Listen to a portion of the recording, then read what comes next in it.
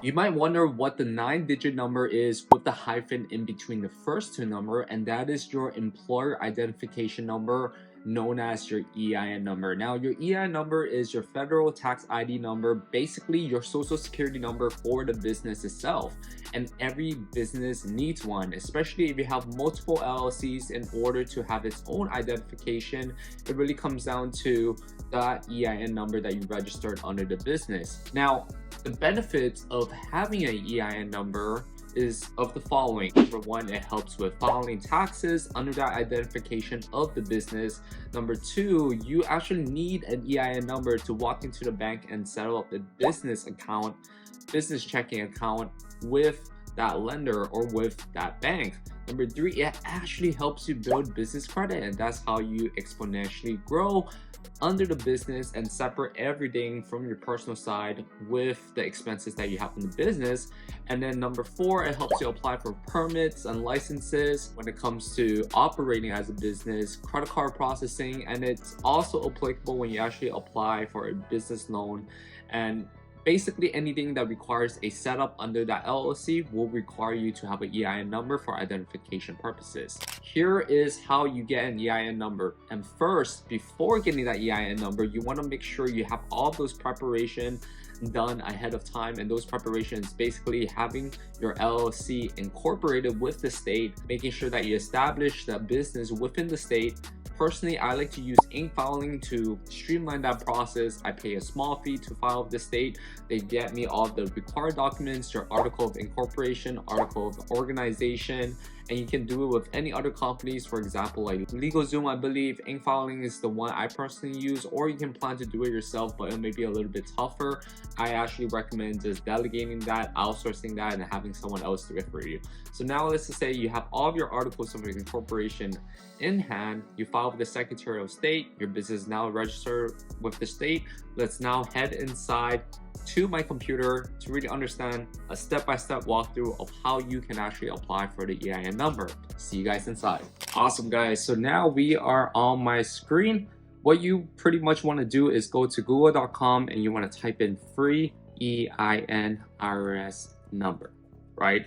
The first moment that you enter it, make sure you ignore all the sponsor posts, because some of these websites will require you to pay in order to apply for an EIN number, and you want to specifically go to the .gov website over here, and then you want to double check the link and then click apply. Now keep in mind, they do have hours of operation here, anywhere between Monday to Friday, 7 to 10 p.m. Eastern Standard Time. If you're trying to apply for it on the weekends or after those operating hours, they might not allow you to do so. Keep in mind and make sure that you're within the hours of operation and the dates that you're applying in, right? So what you want to do is click on step 3 and click apply now, and it will direct you straight to the website. Click OK, and then click begin application. Okay, so this really comes down to what type of business are you registering this EIN number. A lot of times it's going to fall under LLC. Some people, if they haven't registered a business and they're just doing as a sole proprietorship, meaning let's just say you are a one-man operation and you just buy and flip goods on eBay, for example, and you want to apply for an EIN number. In this case, applying it under as a sole prop would make sense, but in most cases, a lot of us actually have corporations or LLC set up with like LegalZoom or these third-party websites ahead of time. So you want to click LLC for whatever is applicable to you in this case, right? You click continue. It's very simple. Click continue again, and then you want to list how many members are in the LLC. A lot of times it's just us. If you're coming in with a partner, you will put 2. So I'll put 1, and then you want to choose the designated state that you're operating the business in, and you want to click continue.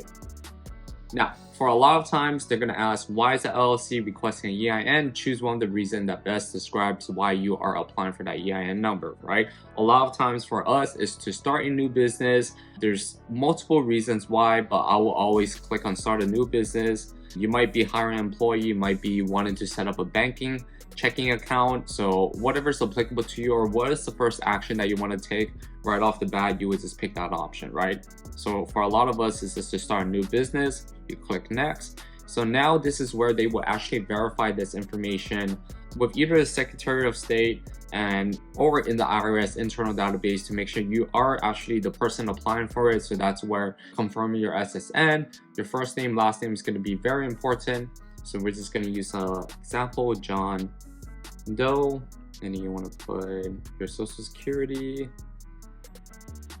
And then you want to put that you are the owner, member of the management, member of that LLC itself, and then hit continue.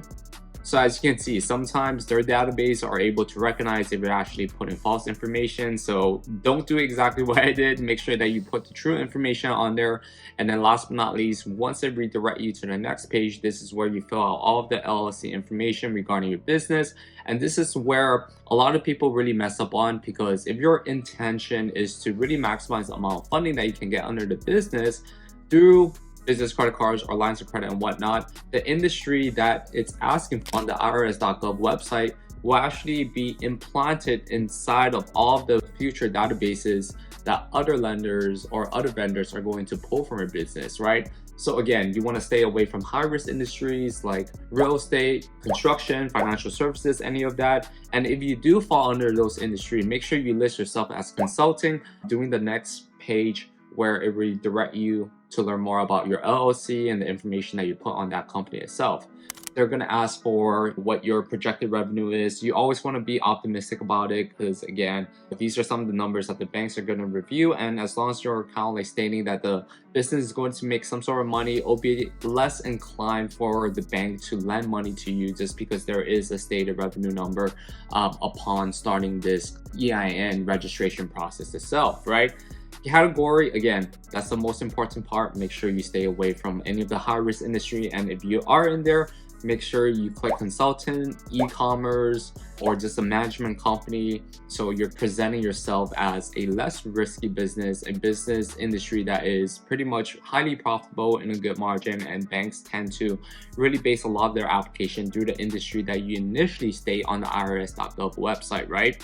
And then last but not least, it's going to ask after the registration process whether or not you want the form to be sent through a digital copy or have it mailed to you. I will always recommend a digital copy, and that's how you're able to get your EIN within the next 5 to 10 minutes. Is they will actually, upon submitting the application, 5 minutes afterwards, that you will get an email from the irs.gov with the registration paper or the EIN. And what you would do is consolidate all of that information along with your articles of organization paper that you got from your LLC, take it to the bank, and voila, that is exactly how you open up a business checking account right off the bat. And then number two, if you're planning to apply for a business credit card, as long as your personal credit is great, you can also take that paperwork and the EIN number that you just registered and go right ahead and apply for those business credit cards itself, right? So make sure to verify all of your information. Make sure after you get the registration papers and as well as the EIN documents from the IRS